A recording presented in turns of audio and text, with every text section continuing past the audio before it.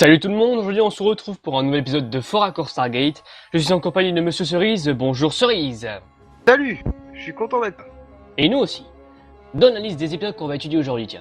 Alors il y a l'épisode 7, 8, 9 et 10, c'est-à-dire Message dans une bouteille, Famille secret et les esprits, tous de la saison 2. Parfait.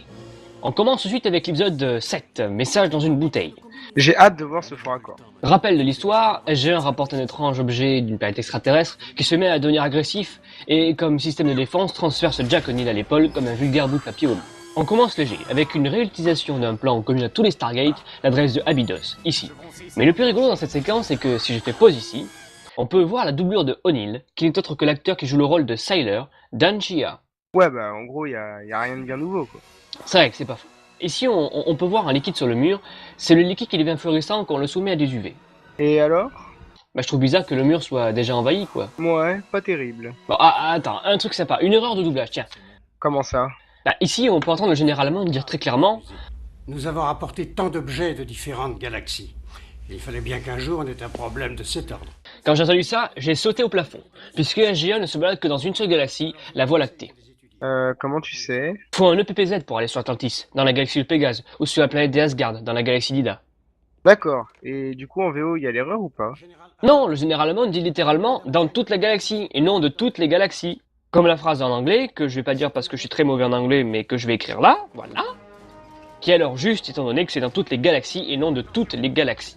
Dac, et la suite? Bah ce lieutenant là, je le trouve bizarre. Narmol, il veut pécho Carter le type. Non mais regarde, en moins de 18 secondes, il a le temps d'enlever ses gants et de filer jusqu'à dans la salle de contrôle. Ah ouais, la vie, le mec il est trop balèze. Un autre truc, la salle est dans le noir, pourquoi la porte est éclairée alors? Une réutilisation de plan.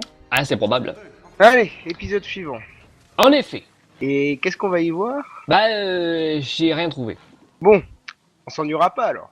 Oui, tout ce que je peux vous proposer, c'est un parallèle décor avec les épisodes de la saison 1, notamment le premier épisode, donc qui est Les Enfants des Dieux, et l'autre, Retour sur Tchelak.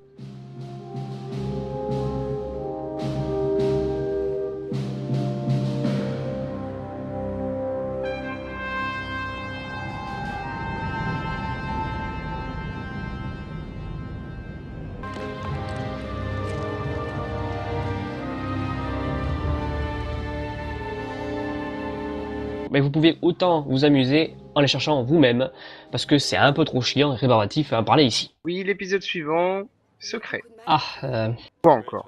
J'ai pas grand chose à dire non plus, désolé. Bon, on t'écoute quand même, hein. Bon, on peut noter la première apparition de Carmen Argenziano, l'acteur qui joue le rôle du père à Sam, Jacob Carter. Deux choses dans cet épisode. La première, c'est avec O'Neill. C'est O'Neill, avec deux L. Il y a un autre colonel O'Neill avec un seul L et il n'a aucun sens de l'humour. En fait, c'est surtout avec ses lunettes. Regardez ici, on peut percevoir l'équipe du tournage dans le reflet. Ah ouais, c'est trop cool. Deuxième chose, c'est cette scène-là. Quand Sam zatte une troisième fois le garde d'Apophis. Ouais, bah quoi? Ah ben, c'est la troisième et ultime fois que cette idée sera réutilisée dans Stargate. Pourquoi? Je serais tenté de répondre, mais l'équipe de tournage a préféré s'en moquer dans l'épisode World Home Extreme, dans cette scène. On a déjà établi qu'avec un tir, il vacillait, que le second les tuait. Il dit qu'a déjà tué tout le monde 2 fois. Et si on décidait qu'un troisième coup désintégrait ces types? Bon, écoute-moi. Je vais faire comme si je n'avais rien entendu parce que c'est finalement la chose la plus stupide que tu aies dite depuis que tu es là. Hashtag joke. Oui, je m'en souviens. L'épisode 10 de la saison 2, appelé Les Esprits, m'a donné du fil à retordre, puisque je déteste la musique. Laquelle? Celle-là, là. J'aime bien, moi. Premier problème. Comment la demoiselle là sait que c'est SG1 qui rentre? Ils n'ont pas le GDO, quoi.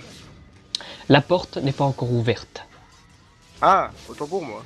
Bon, dans cette scène, Teal'c reçoit 3 flèches. En fait, elles sont déjà plantées depuis le début, c'est au son que l'on comprend que Teal'c est touché.